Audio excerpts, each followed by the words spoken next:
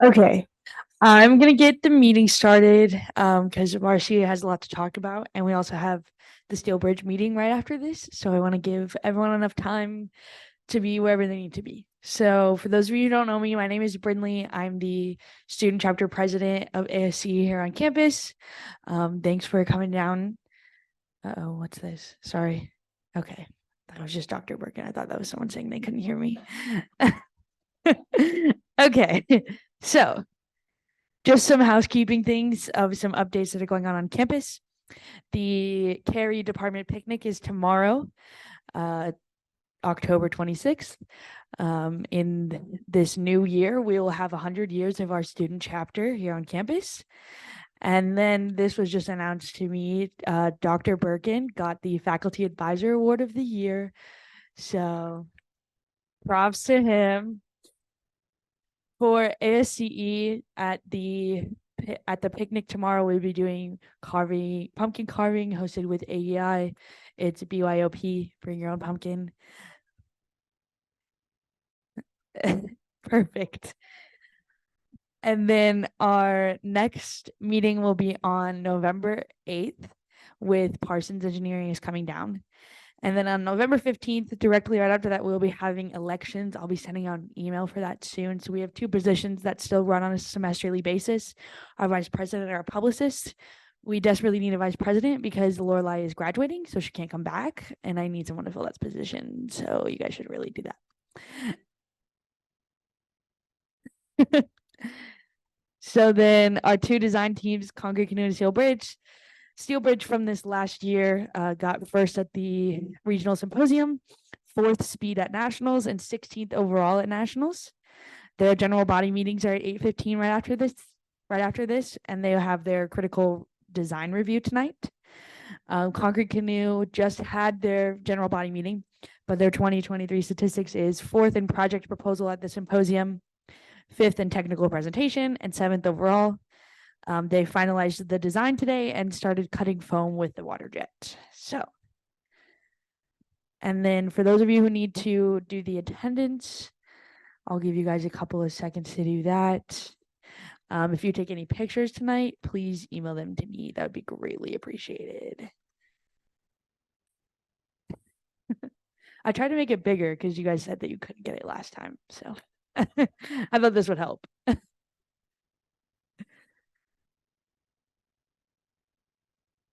Good. Perfect. Okay. So, like I said, we have the symposium this year for our 100th year. This school is hosting the Region 7 Symposium. So that is in conjunction with Missouri State, April 18th through the 20th. We are expected to have around 450 to 500 participants, competitions around campus and in Rolla, and our budget is around $55,000. On your right is our logo for the symposium. And then on the left is the almost 17, 18 schools that are coming down that are part of Region 7. They're at least the ones that we've invited. Okay, so then what you guys are really here for is our speaker tonight is our nationalist president, Marisa Geldert Murphey. She graduated from S&T in 1997 with her master's degree in civil engineering. She currently works at Locke Mueller Group as the regional director for Missouri and Illinois. She's been involved with ASCE since 1990, and during her time, she has held many positions. I accidentally didn't put a space in there. She has been the Region 7 director, the St. Louis section president, is now the president of the entirety of the organization. Dr. Birkin sent me these pictures of her getting sworn in this past weekend in Chicago. So I will allow Madam President to come up and start her speech. Thank you, Brindley. Awesome. Well, thank you very much. And I just have to say, for those of you, when you have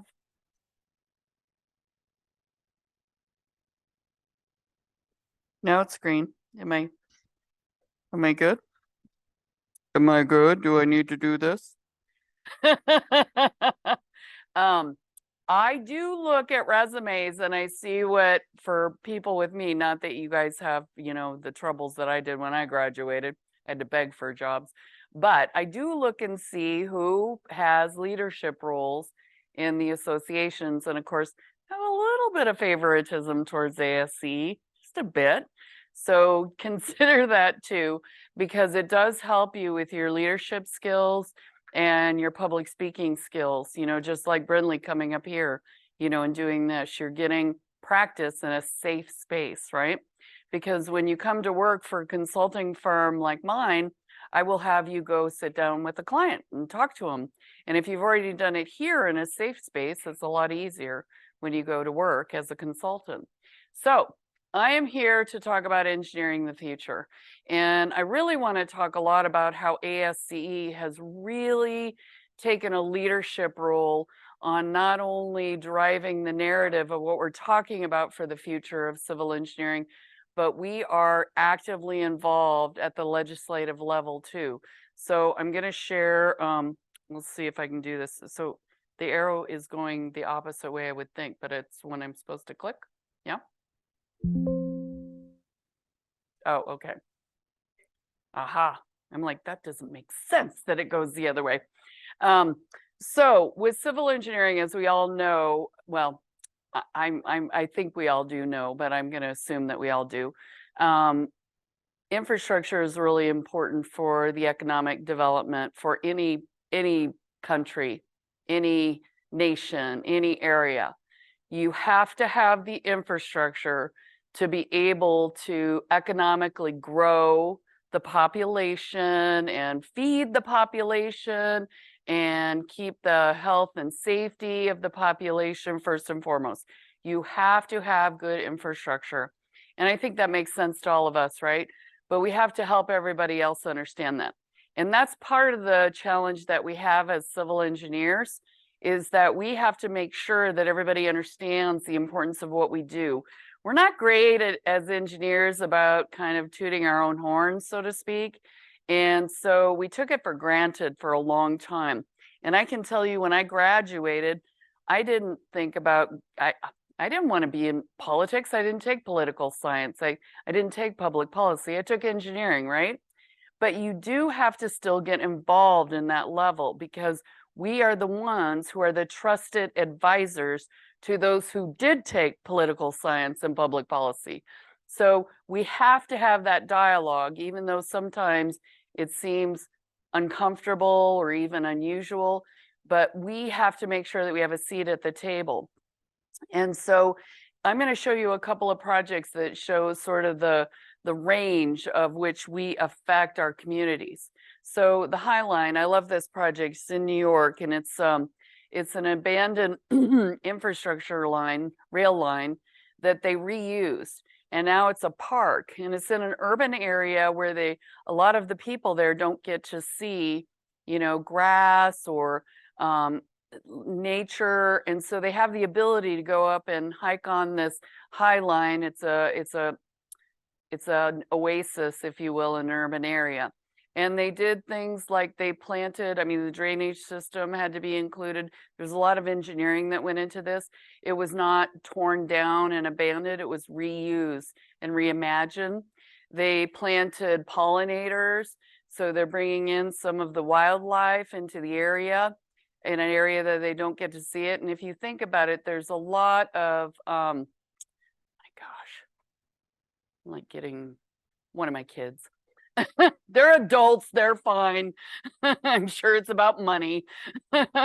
But what we need to do is, you guys have great imaginations too, and that's what's exciting about getting more, you know, enthusiasm and youth that's graduating from the universities. You guys have great ideas about how to reimagine sites like this.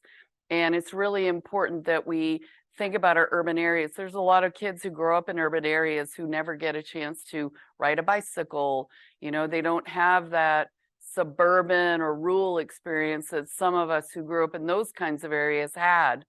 And likewise, someone who came from a rural area, I didn't know what a light rail was. I didn't know about you could jump on a train and go anywhere, right? But then when I went to the city, I found that out. And that's where we can really benefit each other, just sharing our own experiences and reimagining how we can utilize our infrastructure. Big Bertha is another project that is complicated. I think what the title, let me see what they said for me to say in here. The 9,270-foot dig ranks among the trickiest mega projects in history. I love that because it had a lot of problems. And that's what's great about what we do, right? We are supposed to, we're the problem solvers. Nothing is going to go the way we think it's going to go. It just doesn't work that way. You know, we understand sort of a general idea of how we think something is going to be designed, how it's going to be built, how it's going to be utilized, but every single project is different. You never know what sort of interesting twists and turns you're going to find along the way. And there was a lot with this project, which is pretty interesting. You can look it up. But what I found interesting, I'm always interested in the history, the heritage. I was like, why is it called Big Bertha? What's Bertha? Bertha Knowles Landis, I think it's Knowles, right? Knight. Bertha Knight Landis was the first female mayor of Seattle. She served from 1926 to 1928. That was only 7 years after the 19th Amendment was passed, when women earned the right to vote. I just thought that was fascinating. She's an amazing woman. I really encourage you to look up about her and some of the things she did for Seattle. But she, this dig was named after her to honor her history, which I just think is fascinating. And this machine is 57-foot diameter tunnel. It was the biggest, I'm cheating because I'm looking on my notes. It was the largest ever single bore in North America. And you know, so we do things from looking at reimagining an abandoned, you know, rail line and creating like almost a park setting in an urban area. And then we create magnificent structures like this that are going to be digging, you know, 1,900 foot long tunnel. And that's what I love about civil engineering, what I love about what we do, because you can be involved in so many different things. So we got a lot of challenge. Yes. When I got stuck, they called John Critchfield out of retirement, a minor alumni, saved the project. Oh my gosh, I've got to add that to my notes. I did not know that. That's awesome. So the other thing that's cool about that too, and I didn't know about that, is that a huge ASCE, he was a director on the board of direction when I served. He's the Secretary of Transportation for the state of Washington. He was on this project, and when they finished the tunnel in 2017, I reached out to him, congratulated him, and he sent me a little piece of rock from there. And you know, that shows what a nerd I am, because I was so excited to get a piece of rock from the tunnel. But he appreciated that I acknowledged that they had finished. I love that. You've got to remind me of that too. Challenges for the future. I think we all know, and I talked about this earlier today, we have a lot of challenges in the future. You know, there's climate change is happening, and we have to help others to understand. I always have to make sure how I say it. See, now I'm president of ASCE, so I'm not just Marisa Geldert Murphey. So I have to like make sure I don't say anything controversial, but climate change is happening, okay? That's not controversial, but we have to help people who don't base their opinions on facts and actual data. We have to help them to understand that this isn't to be debated, right? It's a problem to be looked at and to be addressed. It's not to be debated whether it's happening or not. The other thing that we need to be aware of is that we're moving towards, if you go there, I just saw a picture and I wanted to incorporate it in this this presentation, but I wasn't able to get it together in time. But it shows the movement of people in the United States. And you can see where the population is declining in the rural areas and it's increasing in the urban areas. So it's just natural that people are coming to the urban areas. So the population is going to grow by, I believe it's like 80 million. I always want to get my facts straight for engineers. 80 million people per year and our centers, our population centers are shifting. That affects the infrastructure. We've really got to be mindful about that and how we're going to address that and how we're going to accommodate this shift in our population and this growth in our population and still accommodate economic development and still accommodate the health, safety, and welfare of our communities. We've got a lot on our shoulders as civil engineers. So that's why we have to make sure that we're involved when legislation is being drawn up, drafted, and laws are being passed when it comes to our infrastructure. And that's where it sometimes isn't something that we want to be involved in, but it's very, very important. So when we look to the future, we have to look at these shifts. And so ASCE looked at, we saw what had happened with some of the advancements with like autonomous vehicles, right? And we've seen a lot of amazing technological advancements in space travel. And it's been tech giants who are kind of doing this on their own, so to speak. And on the government side, we've been slow on the uptake, whether you're talking about, what are drones called now? What are drones called now? They're not drones, they're UAVs. So UAVs, we're a little bit behind on how we're going to monitor that and some of the standards and the codes related to the use of those. We're also behind on autonomous vehicles, and engineers weren't at the table right away when some of those decisions were being made on those advancements. So ASCE said, we've got to get ahead of this. So we looked at a program called Future World Vision. It was a huge investment for ASCE. There was a lot of controversy about it because we're a professional association. We have a very tight budget. We want to be responsive to our members and responsible to our membership, but we also want to look to the future and make sure that we're being responsible for all of you too and the generations to come after us. So we decided to invest in Future World Vision. And basically what that was is we got over 100 experts together in different areas of expertise. We looked at some drivers of change and we looked at some trends that were happening. Is this going to be fact exactly what's going to happen? No, but we're trying to see what the possibilities are, what the predominant possibilities are moving forward and some of the things that we need to be concerned about. And so Future World Vision was an investment that we made. And then we also looked at, we got to get more people excited about going into civil engineering. We got to get more minors here. We got to increase enrollment. We got to increase excitement about being a civil engineer.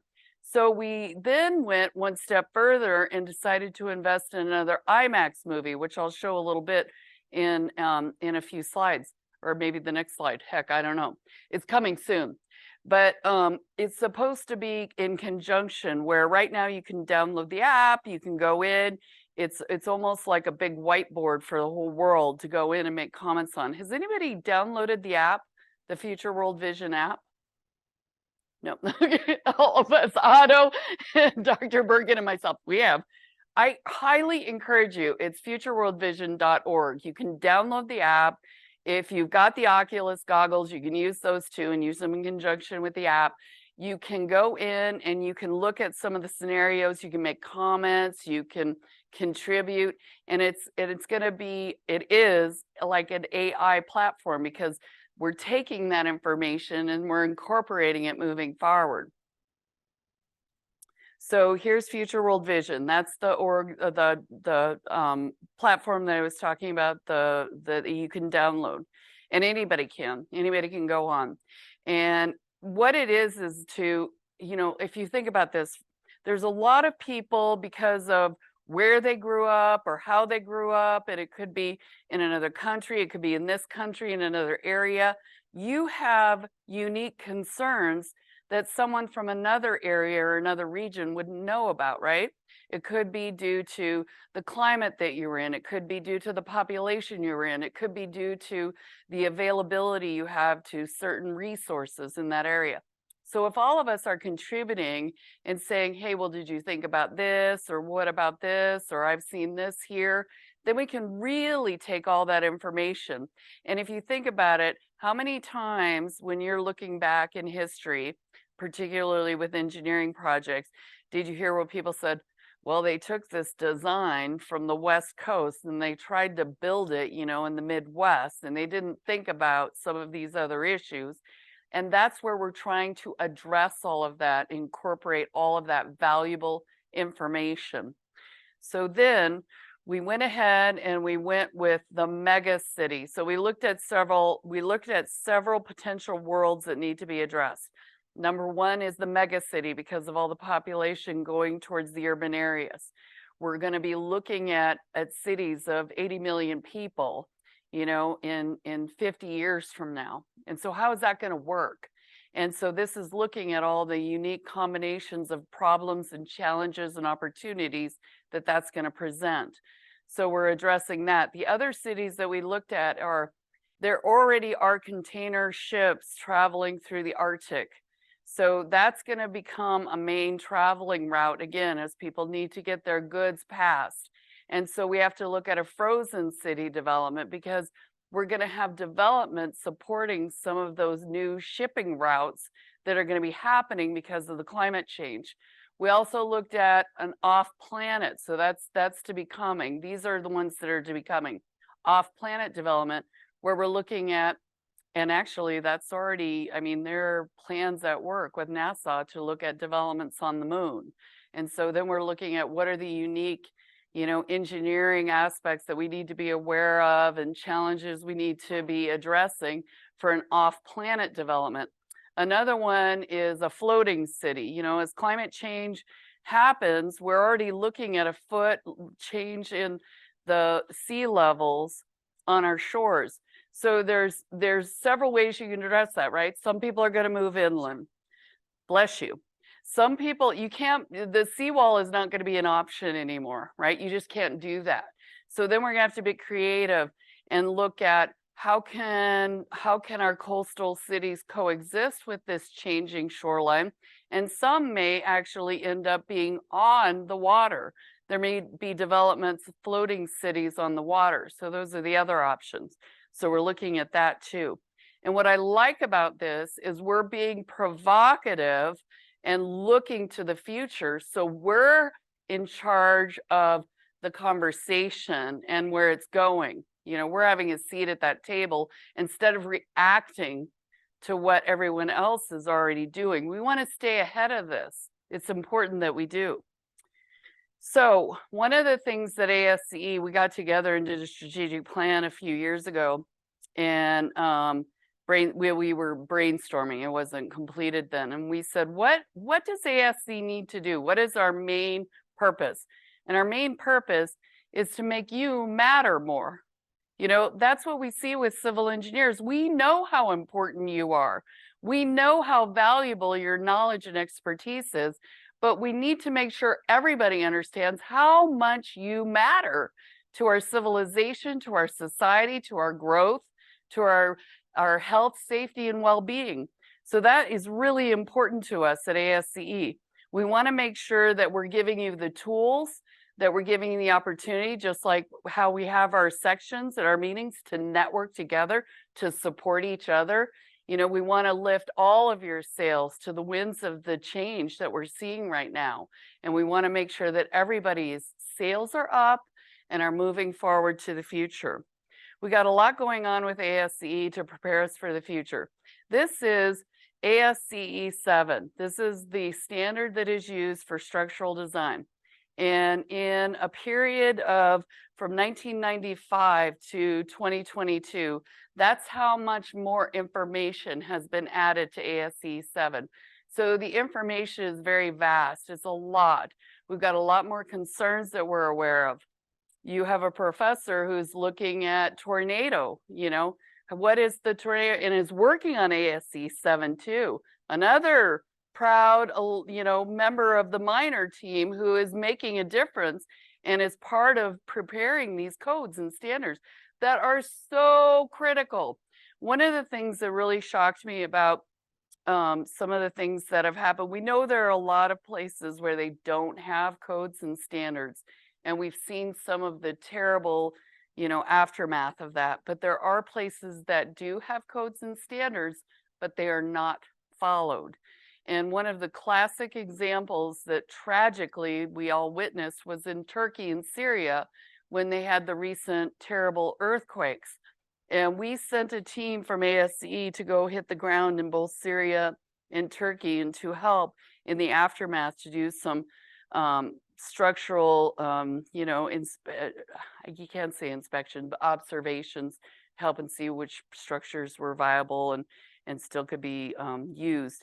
And one of the pictures that was sent back that still just resonates with me was the civil engineering school in Turkey. The building was pristine, sitting amongst all this rubble.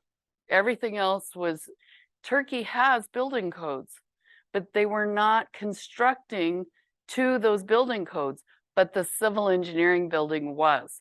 So there it was, sitting absolutely pristine through this devastating earthquake, because not only was it designed by the standards and codes, it was built to those standards and codes.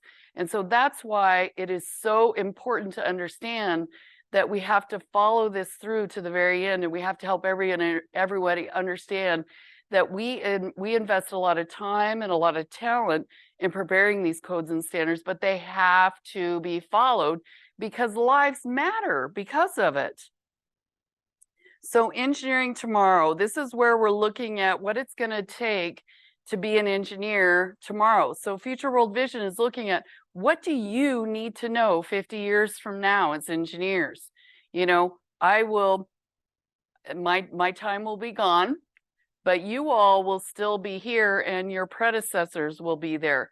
And we want you to have the tools and the resources and the knowledge and the ability to do what needs to be addressed 50 years from now. So we're working together at ASCE with the Department Heads Council. We're making sure that we're supporting our schools and our programs to make sure that we're doing what needs to be done moving forward as part of the curriculum, as part of the accreditation that's being looked at. So that's another thing that ASCE is doing. Another is our code of ethics. This is really important to me. As a matter of fact, this was so cool. I was in Chicago giving a presentation to the Illinois section's annual meeting, and a life member came up to me, and I didn't even know this gentleman. I'd never met him before. And he knew that I had not been, inducted as president yet. I was still president-elect. He congratulated me on this, and he had a beautiful printed out copy of our new code of ethics and framed it for me. It was really lovely. And he said, this is why I'm a member of ASCE. This is really important to me. And I said, it's really important to me too. I appreciate it very much. And it's hanging in my office now. But it is so important that not only do we have a code of ethics, and is integrity very, very important in the work that we do, but it's also that we want it's not just about the technical side, and it's not just about the things that we do and the infrastructure we design and build. It's also in how we treat each other. We want everybody to be treated fairly. We want everybody to feel welcome as part of the engineering family. We want everyone to feel comfortable as part of the engineering family. That is extremely important to us.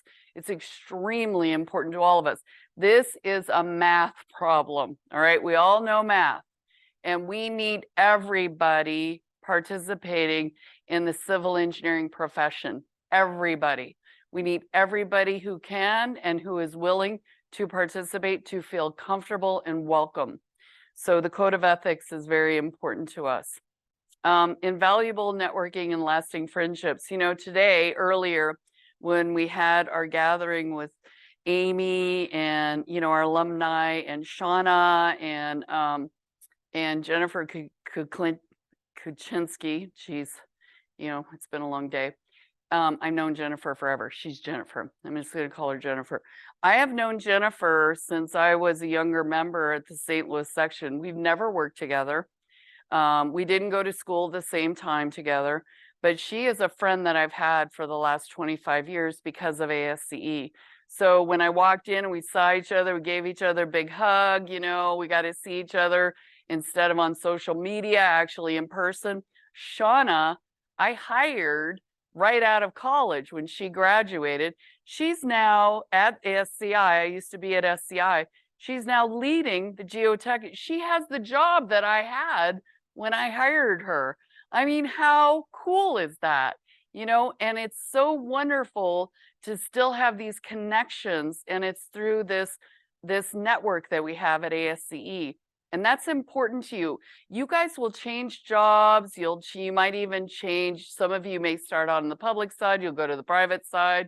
Some of you'll go back again, like I did. You know, everybody's going to have a different journey in your profession, but ASCE is your consistent. You'll always come back. You always have this family, this network, this friendship that you can reach out to and help you to lift you up, you know, as you go along the way in your profession. Here is just a spattering of the benefits that we have at ASCE. So our institutes, our technical institutes, we have 9 of them. So whatever area of expertise you go into, I'm actually a member of 3 of the institutes because I do a little bit of everything. But the Geo Institute, I've been a member of since I graduated from here. I'm a geotechnical engineer. EWRI, I am a member of also because our company, Lockmuller Group, does a lot of environmental work. And so I wanted to be a part of that. I am also TNDI because transportation is one of the primary disciplines that I provide services to and always have throughout my career. So I'm involved with all of them, but we've also got COPRI, which is coasts and rivers and ports, and AEI, Architectural Engineering Institute, the Structural Engineering Institute, and we've got the Engineering Materials Mechanics Institute, and I'm probably forgetting one and I don't remember what it is, but you understand what I'm saying. We've got all these other areas. So as a member, when you join, you also get to be a member of the institutes. We've got the webinars, we've got the codes and standards. We've got our CE magazine, which, by the way, I just wrote my very first CE magazine president's article, and it's about mentoring. And I wrote about how important it was to me and my career and my growth. And I think it's one of the most important things you can do is not only now reach out to have mentors, but to be a mentor. And it can even be to younger classmates who come in who need a little guidance, need a little support. Mentoring can start as early as you want it to. The conferences, we just had the annual conference in Chicago, and career resources. I'm on Mentor Match. I got connected with 4 mentees, and it was really cool because 3 of them were able to come to the convention, and that was really special for me to see them there. Eli, one of my mentees, he's originally from Syria, and he gave me this wonderful gift that his mother got for me, and it's a handmade jewelry box, and it's just the most gorgeous thing you've ever seen. And we've become, it's more of a mentor-mentee. It's more than a mentor-mentee. I really care about him and he cares about me. And, you know, I got to know his mom. He knows my husband. I mean, we're friends now too. So that's really special and that's helpful as you're growing in your career. And then, of course, Access Engineering, which gives you access to all the technical information and the other items that you need along the way. We've got your back, and this is for everybody. You know, we're in 177 countries, and we have a whole series of sections and student chapters throughout the world. At the convention this week, we met with several countries and did agreements of cooperation to make sure that we're there. In some countries, we don't have sections, but they will have a national association for engineers. So we work cooperatively with them, but they were looking to us for almost every single country we met with. They want the technical information. They want the codes and standards. They want to have that. They want to be a part of that because they know how important and how valuable that data is that we provide. The source, this is like your one-stop shop to find out what's going on at ASCE. So you can go on there and it'll tell you everything that's happening, what the president's reports are, what the executive director's reports are and any happenings. You know, we as stewards of our infrastructure, you're getting through school right now, so that's your focus, and it should be. That's your number one responsibility right now. But when you get out and you take on your first jobs and you start seeing the implications, the real implications that it has, you're going to understand there's a great responsibility to this profession. You know, we made a lot of mistakes in the past. We didn't understand the impact that we would have when we were building roads in a certain way, or when we were building levees in a certain way that were impacting some of our underprivileged areas and poor areas, right? We dissected communities that were really devastated by some of the work that we've done, but we've learned from that and we do much better now. We look at the social justice issues of the roads that we build and the infrastructure that we create. And it's really important that we understand the impact that we have. And I have seen such a huge change in the 30 years that I've been practicing as an engineer. And it's just a different world now because we understand the impacts of what we're doing and how important it is, not only to do the right project, but to do the project right, you know, and that's just as equally important as doing the right project. And so we have made leaps and bounds improvement in understanding that and truly living to our code of ethics and our mission to protect the health, safety, and welfare of our communities. You know, the roadmap to sustainable development is about us understanding that, understanding the impacts of what we're doing and understand how to do designs in a way that is respectful and sustainable and resilient moving forward. You know, we got into this mode of, well, we'll just crank out the projects, we'll use the materials we have, and we're not really worry about what impact it's going to have. Now we understand that. We have to make sure we understand the impact of the materials we use, of the design we use, of where we're building and how we're building. And so last week, I cannot tell you how relieved I am that we voted at the board to pass ASCE 73, which is going to be our first standard on sustainability and resilience. So stay tuned. We're in the process to do I had no idea until I was in leadership ASCE, the whole process of putting a standard or a code together. It's a lot of work. It's a lot of work, and it has to go through a lot of peer review. You have to go through the ANSI process. It's arduous, but there's a reason for that, and it has to be that way. So we were waiting to have this standard, and finally we're almost there. So the other thing is that I love about ASCE is developing leaders, and I'm really excited to have this slide too, because the person on the left, that's Liz Ruidas. Liz Ruidas was the first younger member to serve as a director on the board of directors. And sadly, this was her last year, so she just went off the board, but Isamar is replacing her. So we have a voting younger member on the board of direction. It's really important. Let me tell you what, she brought so much to the board. And I was, I'm not going to call out names, but when I served on the board as a director back in 2017, we had a member who was really pushing against having a younger member on the board. And I asked him, I said, I don't understand. What is your concern? Well, they'll just get on and they won't do anything. They'll be afraid to talk and they won't contribute. I can assure you, that was never the case with Liz. Not only did she she was probably one of the most prepared board members every single board meeting. There's a whole agenda that you have to go through and attachments. Sometimes it can be almost 300 pages long with all the attachments you have to read.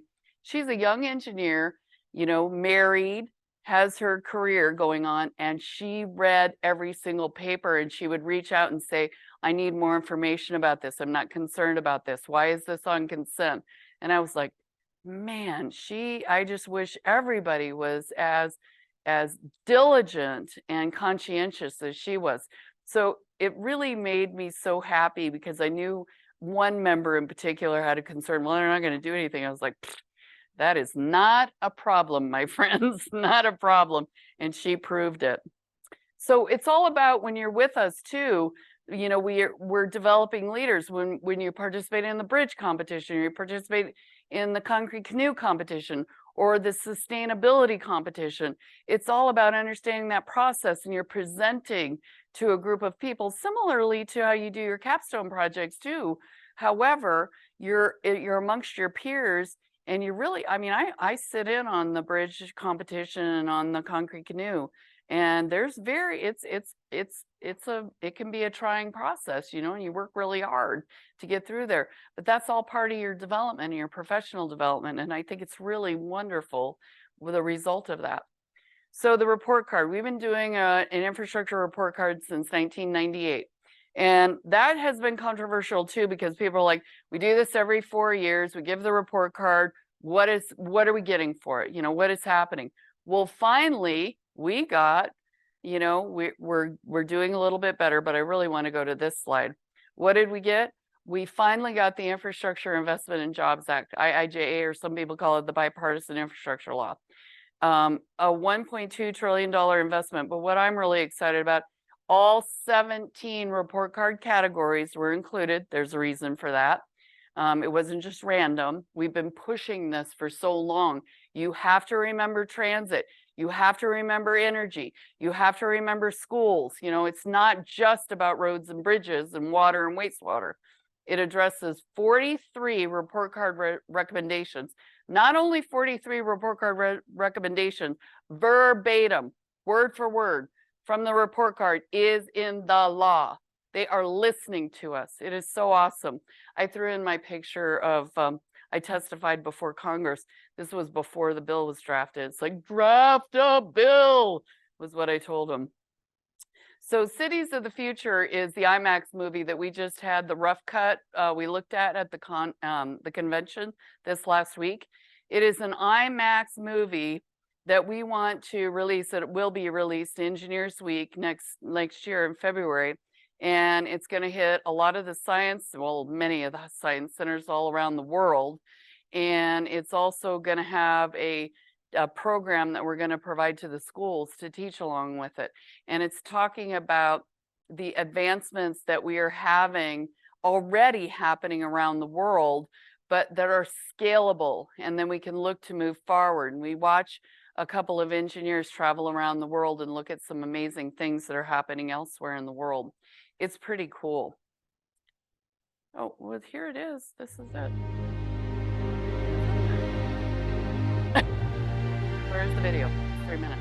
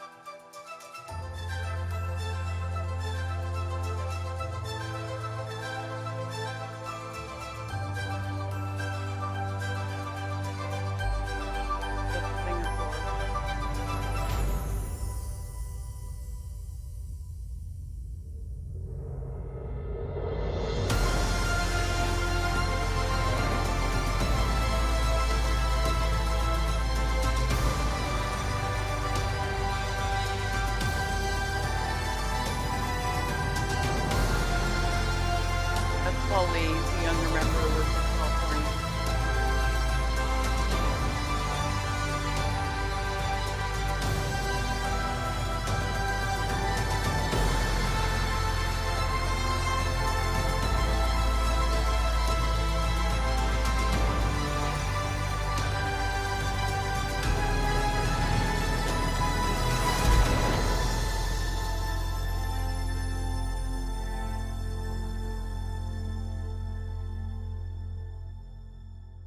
There it is.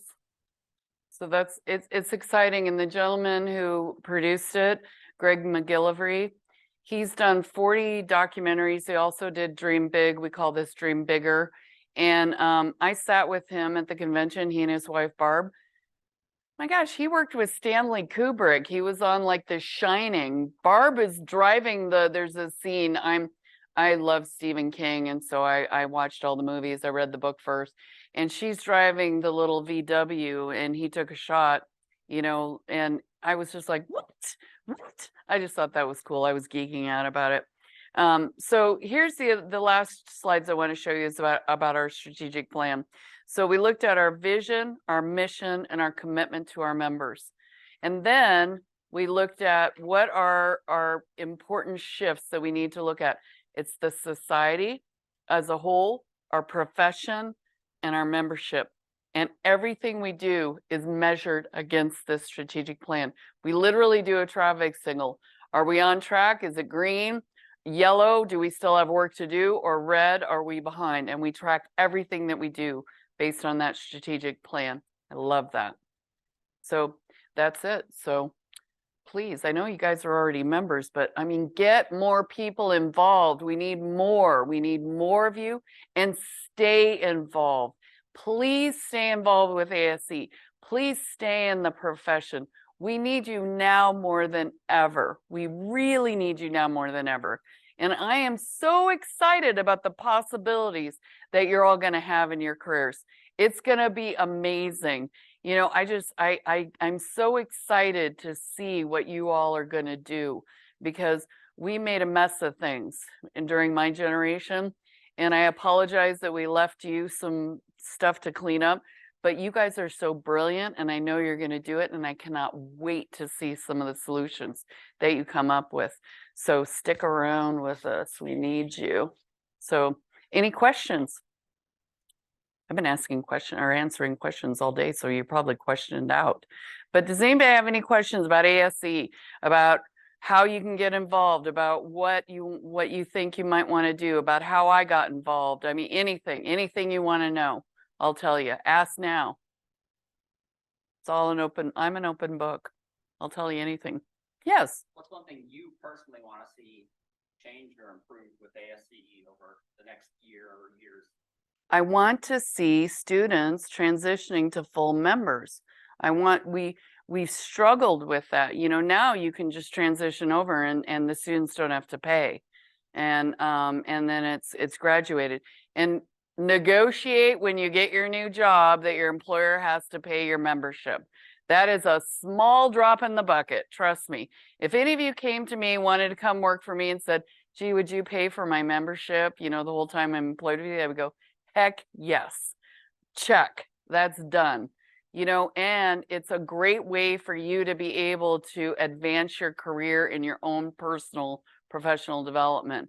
But I want to see more students involved. The other thing I want to see ASCE do, one thing I didn't mention is right now on the National Infrastructure Advisory Council. So that's the council that advises the administration, President Biden's administration, on infrastructure. We have 2 civil engineers, not only 2 civil engineers, we have 2 women. Maria Lehman is the vice chair of NIAC, and Norma Jean Matei sits on the board. So we have 2 members. And the other thing is, for the first time in 170 years, our board of direction is going to have more women than men. So it's practically 50-50. It's like 11 and 8. And I can promise you that we're one of the few professional associations that can say that. So I want us to continue. I want us to continue to be welcoming and to feel comfortable for everybody, because I want everybody to be part of civil engineering. And so I think we've come a long way, but I don't want to lose track. I don't want to backtrack of the progress that we've already made. Yeah. Anything else? Are you guys excited about being a civil engineer? Are you pretty pumped? I mean, I'm pumped for you. This is a cool time to be a civil engineer. You should all be very, very proud of selecting this and be excited about the possibilities of what you're going to be able to accomplish in your careers. It's amazing. I'm excited for you. No one has any questions. I would like everyone to go to the atrium, to the stairs. We can take a group picture with Marcia.